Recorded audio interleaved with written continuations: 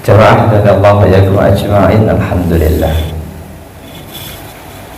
Allah masih kehendaki kita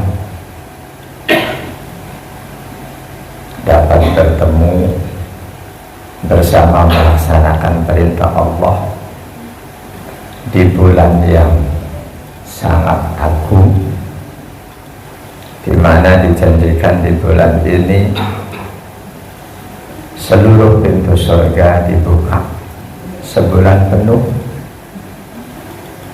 pintu neraka ditutup. Itu sebagai majas atau sebagai kiasan dari bahwa di bulan ini mengerjakan amal baik lebih mudah, sebaliknya mengerjakan dosa lebih berat.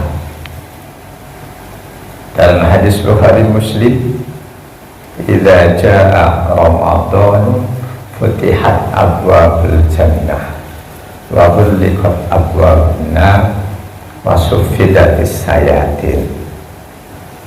Meskipun hadis itu juga bisa difahami secara hakiki bahwa betul-betul ketika datang Ramadan seluruh pintu surga dibuka. Bahkan ada yang menyebutkan para malaikat tahunya ini Ramadan ketika mereka melihat pintu surga dibuka, neraka ditutup rapat, jin-jin diikat. Tahunya malaikat dengan itu.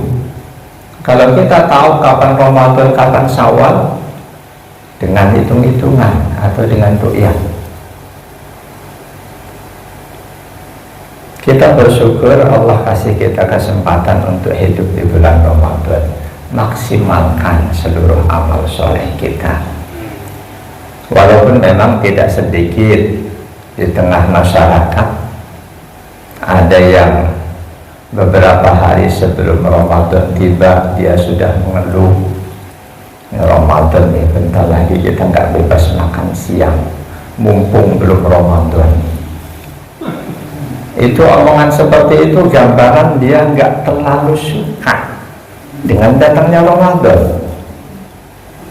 Atau contoh lain, kita sedang di puncak capek letih, pulang ke rumah tiba-tiba adzan berkumandang, ya Allah, baru pengen istirahat dikit. Itu pun menggambarkan orang yang tidak terlalu gembira datang perintah Allah. Contoh lain, kita bawa duit nggak banyak, tahu-tahu datang hamba Allah, digerakkan hatinya menghadap kita meminta sesuatu. Ada perasaan, cuma segini dia datang. Kita mau tolak, ingat perintah Rasul, jangan pernah menolak seseorang yang datang meminta sesuatu. Jadi menerima syariat Allah memang tidak sepenuhnya mudah, kecuali bagi orang yang dimudahkan oleh Allah. Semoga kita termasuk bagian hamba Allah yang dimudahkan dan selalu yang gembira menerima apapun perintah Allah.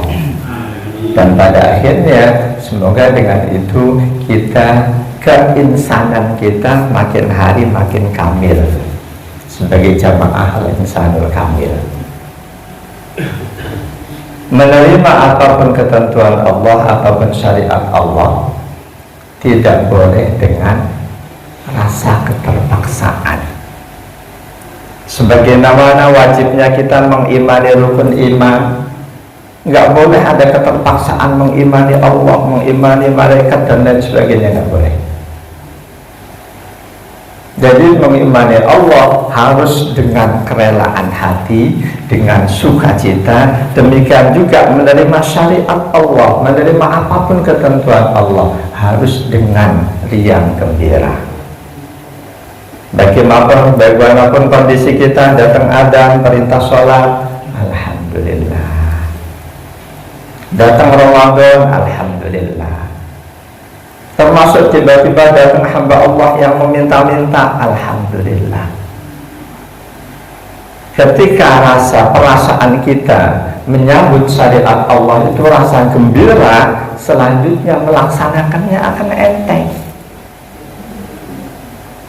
Sekali lagi, menerima syariat Allah dengan sukacita itu nggak mudah kecuali bagi orang-orang yang dimudahkan oleh Allah.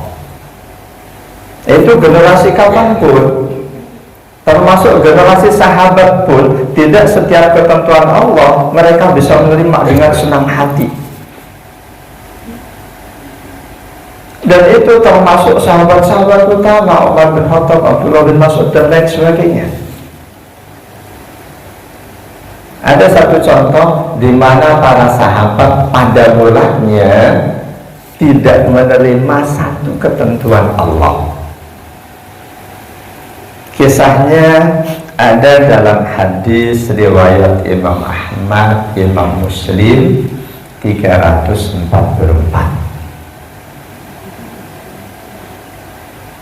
An Abi Hurairah radhiyallahu anhu qala lamma unzila ala Rasulillah sallallahu alaihi wasallam lillahi ma fis samawati wa ma fil ardh wa in tubdu ma fi anfusikum aw tukhfuhu yuhasibukum bihillah al-ayah. Qala istadda dhalika ala ashabi Rasulillah sallallahu alaihi wasallam. Fa'atau Rasulullah sallallahu alaihi wasallam fadarabu ala rukabi faqalu ya Rasulullah kullifna min al-a'mali ma nuti as-salat was-siyam wal-jihad was-sadaqah. Falamma nuzilat 'alaika hadhihi al-ayah la nutikuha. Kata sahabat Abu Hurairah radhiyallahu anhu, ketika oleh Allah diturunkan kepada Rasulullah Al-Baqarah 284 yang di dalamnya ada ayat wa in tubdu ma fi anfusikum aw tukhfuhu yuhasibukum bihillah. Meskipun kamu perlihatkan atau kamu sembunyikan isi hatimu, baik ataupun buruk, semuanya tetap akan dihisab oleh Allah. Baik jadi pahala, buruk jadi dosa. Nah, ketika ayat itu diturunkan, istadda dzalika ala ashabi Rasulillah. Hal itu menjadikan sahabat-sahabat Nabi merasa keberatan. Karena mereka mengakui hati mereka tidak selalu baik kepada orang lain.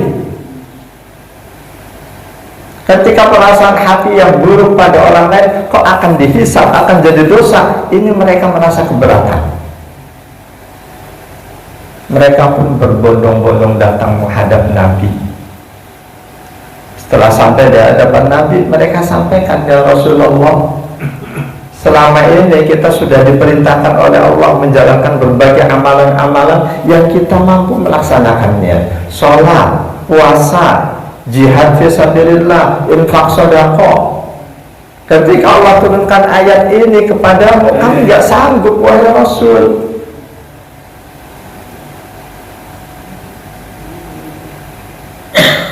Menanggapi pengaduan sahabat itu, qala Rasulullah sallallahu alaihi wasallam, Rasul menjawab, aturiduna an taqulu kama qala ashabul kitabaini min qablikum sami'na wa ata'na. Apakah lantas kalian mau menyikapi perintah Allah ini, ketentuan Allah, sebagaimana sikap dua ahlul kitab sebelum kalian, Yahudi Nasrani?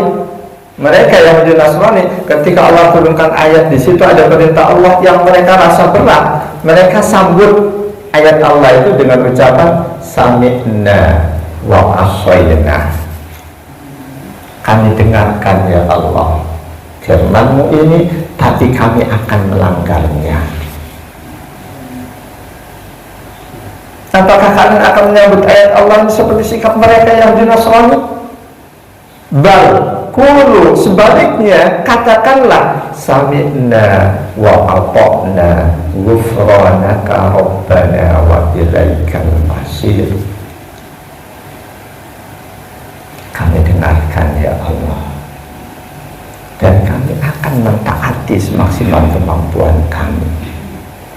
Adapun dalam pelaksanaan ada banyak kekurangan, ya Allah, ghufranak, kami mengharapkan ampunan darimu. Ini rahasia Rasul begitu salam, astagfirullah. Kalimat istighfarnya tidak harus itu.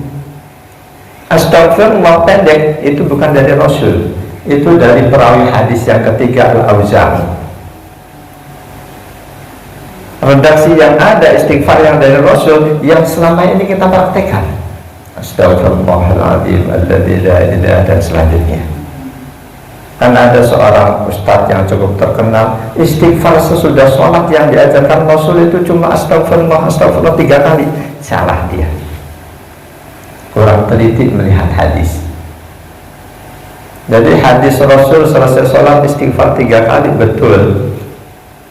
Ketika perawi hadis, perawi keempat nanya bagaimana istighfarnya, perawi ketiga Al-Auza'i menjawab astagfirullah. Itu bukan dari Rasul. Redaksi istighfar yang dari Rasul, astagfirullahaladzim alladzi la ilaha, dan selanjutnya. Jadi kepada para sahabat yang merasa berat menerima ketentuan Allah, Rasul sarankan, terima, sambutlah setiap perintah Allah, ketentuan Allah dengan ucapan sami'na wa ata'na ghufranaka rabbana wa ilaikal masir.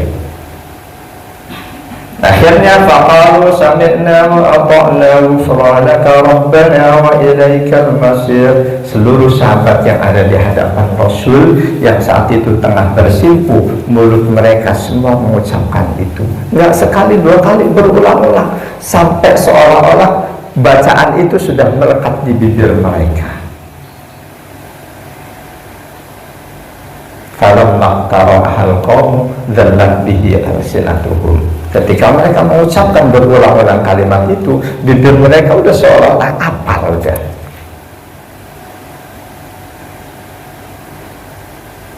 Fa'anzalallahu fi isriha. Allah Maha tahu, dengan membaca itu sami'na wa ata'na berulang-ulang, keimanan para sahabat meningkat. Yang semula merasa berat dengan ketentuan Allah itu, perasaan berat itu nggak ada lagi, menjadi enteng.